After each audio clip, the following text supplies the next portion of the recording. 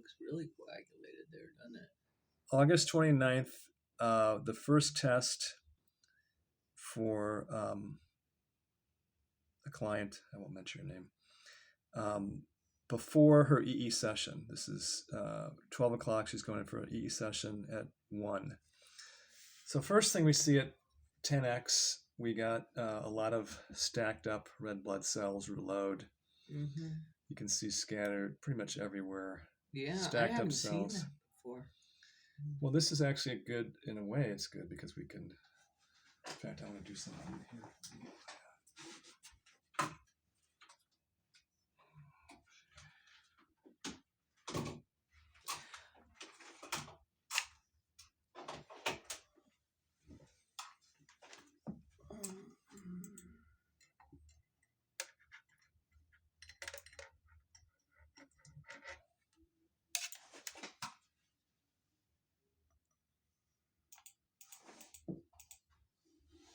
So we're zooming up a little bit from 10x on top of the red blood cells, and they're in the rouleau form. And that is either caused by a low zeta potential or negative charge in the plasma, or undigested proteins or sugars that are sticking the cells together, some combination of that. Those are air pockets, those are not in the blood. Those things are just trapped. But it's pretty consistently rouleaued, stacked up cells. See, here's a little better here. Here we go. Cells are a little more separate here. This is what you want the cells to look like. Let's go to 20x. So this is closer to optimal. Closer. We got 2 white blood cells here, 2 neutrophils, kind of communicating with each other there. The one on the left looks like it's moving slowly to our left. Let's keep an eye on that. So this is just a little slightly sticky cells, not rouleaued.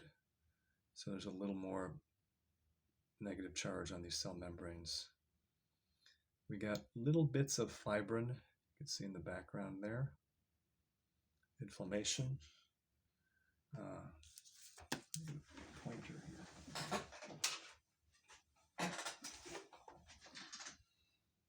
There. Mm-hmm. That's inflammation. There's the white blood cells. So I also want to get when I can find some separate cells that get a tighter view of them. Here we go. Here's some separate. So these cells look beautiful. The red blood cells, the membranes are nice and smooth and round. The cells are overall pretty good. There's a little oval shaped cell there. But remember I used to have more of these. Undigested proteins, right. You don't have that now. And I'm not seeing any fungus, are you? Not yet, no.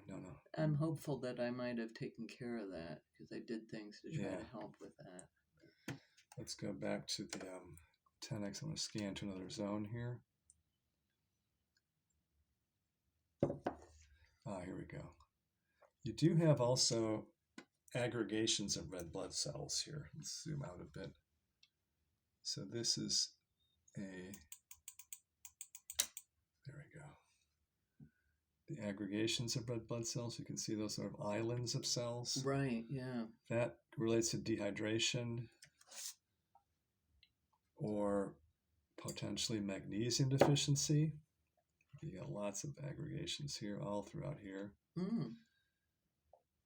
So we could just document this as being, the combination of the rouleau and the aggregations is the overall, and that and clotting and inflammation is the circulation factor. So the aggregations can also happen. There's a few causes of these red blood cell aggregations: dehydration, magnesium deficiency, or eating foods that are bad for one's blood type, which I have seen over and over again.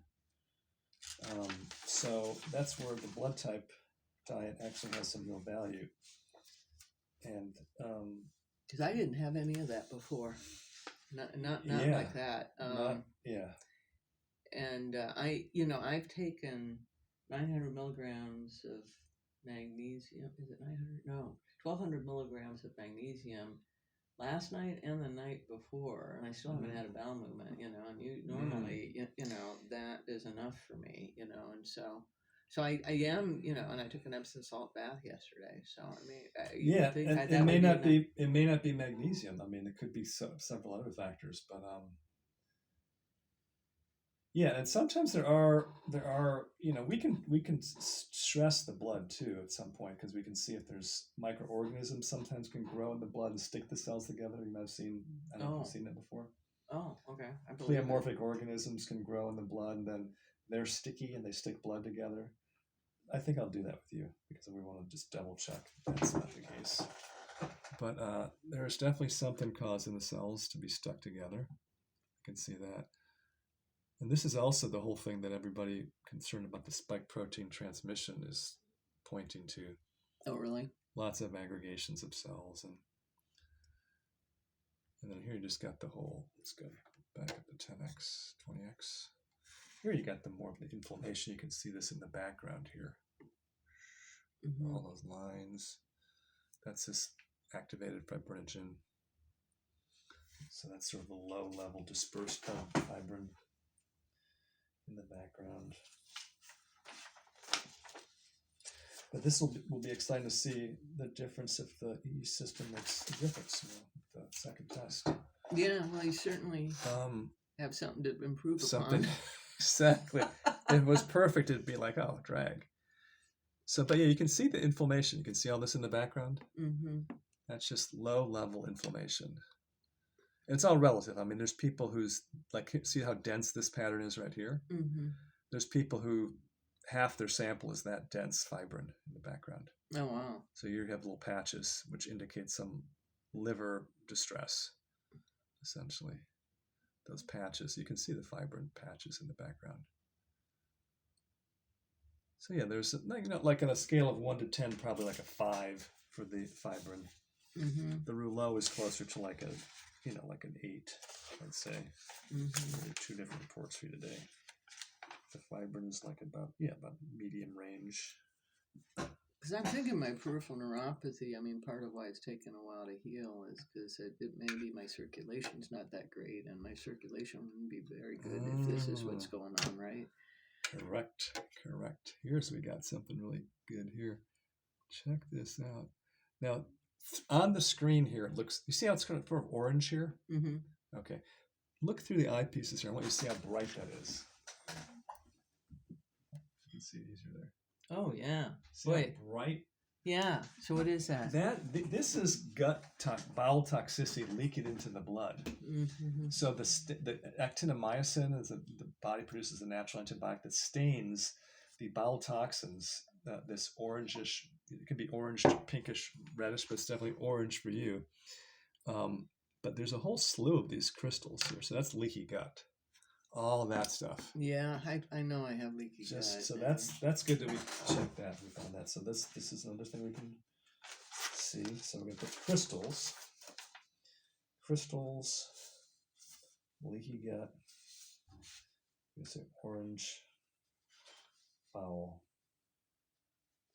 But it does look like I got rid of the fungus. I mean, I did work. There's no dead fungus in your blood today. Yeah, which we saw dead the first time and then live the second time. So at least the fungal protocols I did worked.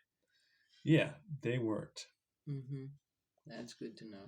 I mean, really, with the live blood, when I worked at Mercola's, we did every 2 weeks we do the blood for the patients that come in, and we just kept tracking until it was pretty clear. Uh-huh. And that was 20 years ago, more like last time I was there, 2004, almost 20 years ago. So people now, almost impossible to get their blood to look good. Really, because of the spike thing, because of everything. Yeah, I mean, who knows what? All I can say is that 20 years ago, it was possible to get people's blood to look. At times, I looked at my blood and said, "Wow, it's nearly perfect." Now, nobody. So I think it's the collective environmental toxic load we're experiencing is higher than it was then. That's the only explanation I have. Oh, I'm sure it is. So I'm sure it is. So again, this is the advantage of the microscope. The microscope, you look at enough blood samples, you'll see even the healthiest people, their blood has got issues, noticeable issues. Whereas 20 years ago, there's times you'd see the blood, like, look how big that glob is. Now I'm going to show you something I never show people, but I'm going to do this. I'm going to stress the blood. So look what I do. I take the objective out of the way. I put the back of a pin on the cover slip, and I pressurize the cover slip. Mm-hmm. So everything's squished. So we'll see if it even broke it. Wow, that didn't even break them. So it should break up that bundle. And now things are moving there. See that? Mm-hmm. Things are moving a little bit. I got to crush more of it though. And then I want to see if something pops out of those. Yeah, now it's starting to break up a little bit, but I want to look to see if there's more bugs that show up. Wait a second. Yeah, see here, there? See these little wormy type things? Mm-hmm. What do you think that is? That's just a pleomorphic organism. You see there's another one there in the background. It's a little more faded. See these things back here that look like little worms? Yeah. That is all. Let's go to a higher magnification. Here we can go so you can get tighter. So there's not a ton of it. So I thought there might be more. But there's some back here. You can see these little things swimming in the background. There you go. See? Mm-hmm. So that's part of what sticks the cells together are these pleomorphic organisms. How do you get rid of them? Shift the terrain. It's all about the terrain, the pH. See all these things here? That little rod form bacteria. See, before you didn't see that because they're literally between all those stuck together cells. But there's times, to put this in perspective, there's times I've crushed someone's blood and there was like just nothing but bacteria in the background. And you have a bit of it. You see that? All those little wormy things in the background there. Mm. And again, I rarely show that to people because they get freaked out. But you're a doctor and you want to look. So there's this more little bacteria there. That is actually the deeper, there's a big, long, stringy thing. That's the deeper thing that's going on with people. And so that's what a lot of people think COVID is a parasitic condition more than a viral condition, because why is it that 2 anti-parasitic herbs seem to help people with COVID? Well, should I go on ivermectin? Well, there's that, or you can go, what I do is I do, wormwood, where I do anti-parasitic herbs. Yeah, I do that pretty regularly, because I think we haven't, but that's not even the long-term solution. That's just sort of temporary to keep the load down. The longer-term solution is what's driving these pleomorphic organisms to grow. I don't know if you looked into this ever with, Enderlein. Dr. Enderlein is a German scientist who sort of popularized microscopy, dark field microscopy. So Enderlein concluded that there are latent forms of microorganisms in our bodies that have beneficial value. But if the terrain gets more toxic and depleted of negative, of minerals essentially, then those organisms start to grow into, eventually they grow to fungal forms. And then the fungus decomposes the body. So literally we're eaten from the inside out. It's not things coming from outside get us sick. It's their own pH gets wrecked and are depleted of nutrients, toxic, EMFs, toxic chemicals, and the plasma then becomes toxic enough to support pathogenic microorganisms that then start to break down cells and tissues and everything. So the goal is that in the terrain theory is to alter the terrain through diet, stress reduction, remineralization, frequency technology. That's why frequencies are used, like with Rife and and all these other guys. It's just, and so that's what. So now you got all the little bacteria growing here. See? Yeah, I see. Okay. So that is actually. Let me just show you this here. Let me just again. Let me go with this. I think how are we doing on time, or how how specific is it that I have to be there at 1 or like here? See that? See this long thing here? Yeah. They call that a chondrite. Uh-huh. Or a rod form. This is a smaller form. So they morph into larger forms. They start out as here's a good thing. They start as these little things, little balls with little bouncing bacteria in there. Mm-hmm. Then they morph into larger things, eventually grow into synocytes, which are sort of oblong shaped, weird shaped microorganisms. Literally, these are literally the microorganisms that break down the body and destroy health. So then the medical model, they see a person who has some infected organism, and they go, well, it's the bacteria that's doing it. So let's kill the bacteria or the fungus or the parasites and do that. But they don't change the condition that created the emergence of these forms. So then, of course, people still get sick again.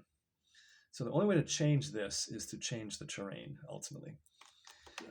Okay. And so, again, I used to show this to people a lot more, and then I realized that they would just go, they were just, I don't know, they didn't know how to deal with it too well.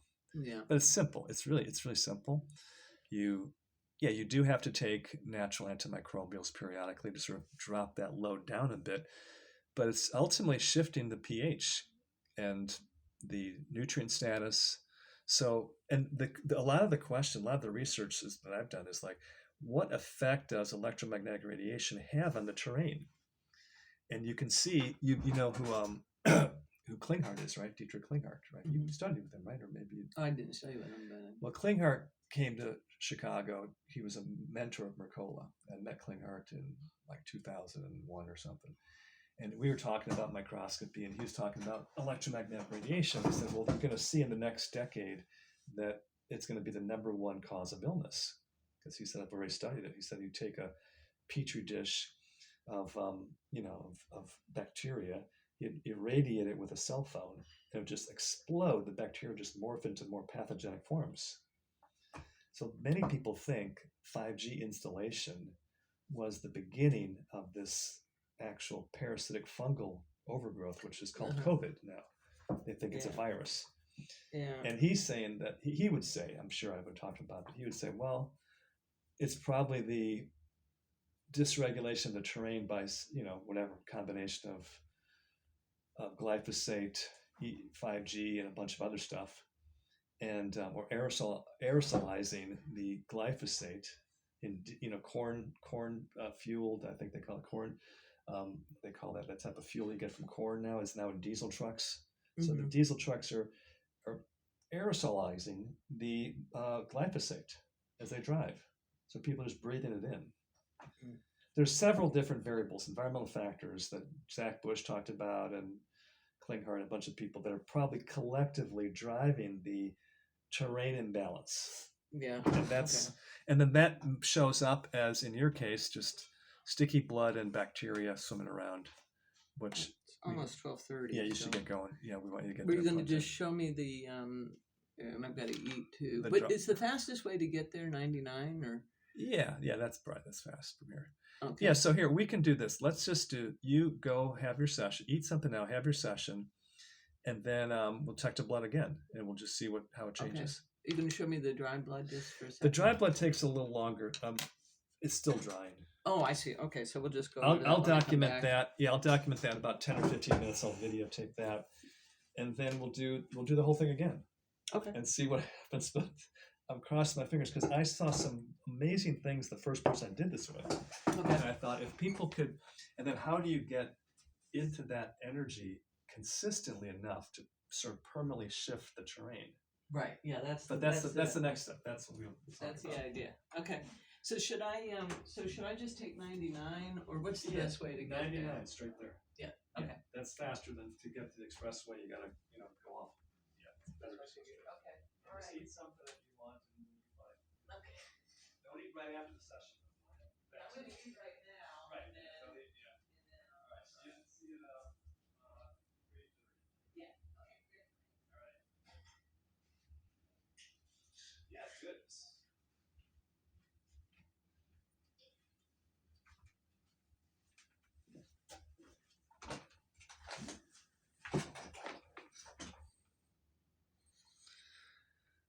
Okay, now we're going to put the dry blood up here for our subject doing before and after EE system. Now the dry blood, I doubt there'll be any change from EE system session because it takes longer to change than the live blood. And hopefully the live blood will have a significant change. Let's go to 2x. put it into the bright field mode here. And focus.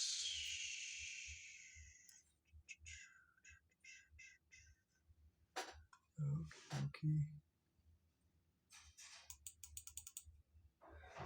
A